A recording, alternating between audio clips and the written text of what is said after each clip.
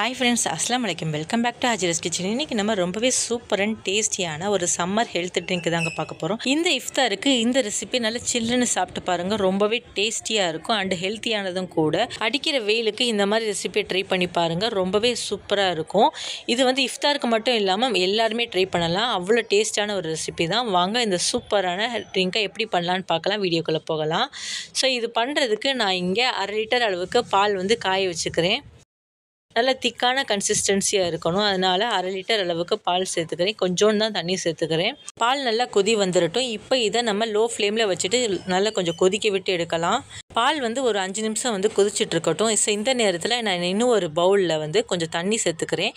அந்த தண்ணி கொதிச்சுட்டு இருக்கும் போது 100 கிராம் அளவுக்கு ஜவ்வரிசி வந்து ஒரு 5 நிமிஷம் ஊற வச்சு சேர்த்துக்கலாம். ஸோ இதையும் கொஞ்சம் நல்லா வேகட்டும். இது வெந்துட்டுருக்க நேரம் வரைக்கும் நம்ம பால் கொதிச்சுட்டு இருக்கட்டும் லோ ஃப்ளேமில். ஸோ இது ஒரு 5 நிமிஷத்துலேயே நல்லா வந்து வெந்துட்டு வந்துடும். நல்லா கண்ணாடி பதம் வர வரைக்கும் நல்லா வேகணும் ஜவ்வரிசி. இப்போ எனக்கு பாலும் வந்து நல்லா கொதிச்சுட்டு வந்துருச்சு. இந்த நேரத்தில் நான் கஸ்டர்ட் பவுடர் வந்து 3 டேபிள் ஸ்பூன் அளவுக்கு சேர்த்துக்கிறேன். இதில் தண்ணி சேர்த்துட்டு நல்லா கெட்டி இல்லாத மாதிரி கலக்கிக்கலாம். ஸோ பாருங்கள், கெட்டி இல்லாத மாதிரி நல்லா கலக்கி எடுத்தாச்சு. இப்போ இதை இந்த பாலோடு சேர்த்துக்க வேண்டியதான். கஸ்டர்ட் பவுடர் சேர்க்குறனால டேஸ்ட்டும் நல்லா இருக்கும் அண்ட் தென் நல்ல கெட்டியான ஃபார்மேட்டுக்கும் நம்மளுக்கு கிடைக்கும். நான் 3 டேபிள் ஸ்பூன் அளவுக்கு தான் சேர்த்துக்கிறேன்.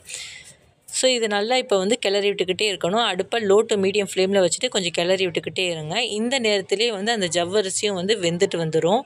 இப்போ இதுக்கு சுகர் வந்து 3லேருந்து 4 டேபிள் ஸ்பூன் அளவுக்கு சேர்த்துக்கோங்க. நல்லா தித்திப்பாக இருந்தால் இன்னும் நல்லா இருக்கும். இப்போ இந்த அடுப்பில் ஜவ்வரிசியும் வந்து நல்லா கண்ணாடி பதத்துக்கு நல்லா வெந்துட்டு வந்துருச்சு. இப்போ இதை நம்ம வடிகட்டி சேர்த்துக்கலாம். வடிகட்டி எடுக்கும் போது நம்ம பச்சை தண்ணி ஊற்றி அலசி எடுக்கணும். அது அலசி எடுக்கிறனால ஒன்றோட ஒன்று ஜவ்வரிசி வந்து ஒட்டாமல் வரும்.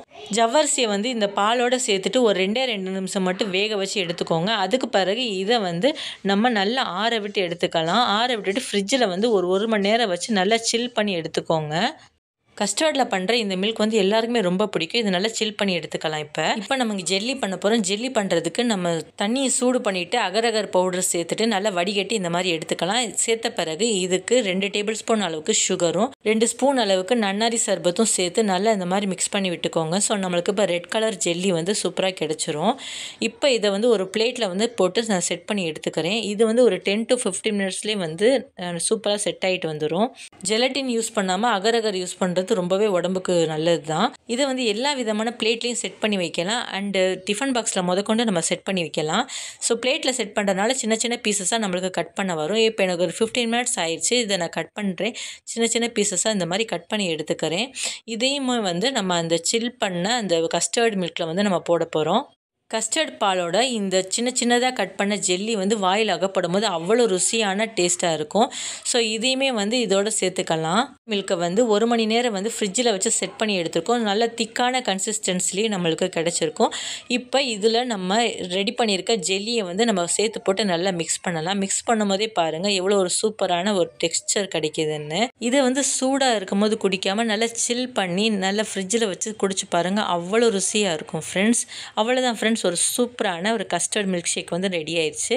இப்போ இதை நம்ம சர்வ் பண்ணலாம். அவ்வளோதான், ஒரு சூப்பரான இஃப்தார் ட்ரிங்க் நம்ம இப்போ ரெடி பண்ணிட்டோம். இந்த ட்ரிங்க் மேலே நம்ம நன்னாரி சர்பத் ஊற்றியும் அதுக்கு மேலே ஜெல்லி வச்சும் சர்வ் பண்ணலாம். ரொம்பவே டேஸ்டியான கஸ்டர்ட் மில்க் ஷேக் வந்து ரொம்பவே சட்டுன்னு ரெடி பண்ணியாச்சு. இந்த வீடியோ உங்களுக்கு ரொம்பவே பிடிச்சிருக்குன்னு நினைக்கிறேன் ஃப்ரெண்ட்ஸ். அப்படி பிடிச்சிருந்துச்சுன்னா ஒரு லைக் பண்ணுங்கள். லைக் பண்ணிவிட்டு உங்கள் ஃப்ரெண்ட்ஸுக்கு இது ஷேர் பண்ணுங்கள். மேலும் இதே மாதிரி நிறைய இன்ட்ரெஸ்டிங்கான குக்கிங் வீடியோஸ் என்னோட சேனலில் இருக்குது ஃப்ரெண்ட்ஸ். அதை பார்க்குறதுக்கு என்னோட ஹாஜிரஸ் கிச்சனை சப்ஸ்கிரைப் பண்ணுங்கள். தேங்க்யூ, பாய்.